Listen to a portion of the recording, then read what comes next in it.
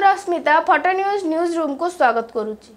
रायगढ़ जिला गुणपुर में सेप्टेम्बर 17 राष्ट्रीय चालक दिवस पालन होई उपलक्षे गुणपुर शाखा ड्राइवर संघ तरफ ड्राइवर माने स्थानीय सरकारी उच्च बालिका विद्यालय छकठारु आरंभ करी पुराना बसस्टाण्ड और नुआ बसस्टाण्ड रास्ता रे गजपति जिलार पारलाखेमुंडी रास्ता को संजोग करुथुबा गुणपुर बाईपास छकठारे उपस्थित स्वर्गत कमरेड नागभूषण पट्टनायक प्रतिमूर्ति पर्यंत एक शोभा यात्रा करिथिले।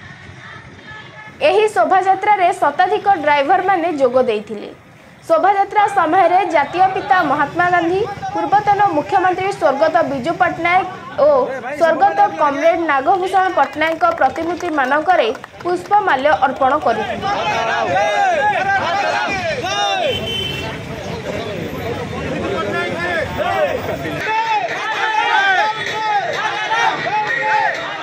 देशर साधारण नागरिक माने गाड़ी चलाइबा समय रे ट्रैफिक नियम माने गाड़ी चलाइबा पई शोभा यात्रा जोगे साधारण लोकों को अनुरोध करिथिले। गुणपुर फटो न्यूज टाइम्स सांबादिक गणेश कोल्ला को रिपोर्ट।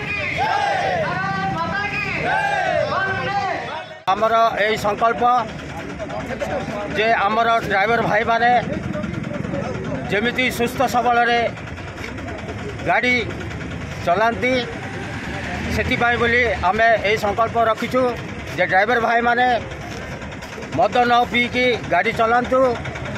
प्रत्येक ड्राइवर भाई माने समस्ते सीट बेल्ट व्यवहार करंतु आउ उचित रास्ता रे जानतु, ट्रैफिक नियम मानि चलिकी चलंतु। एई सब आमर उद्देश्य।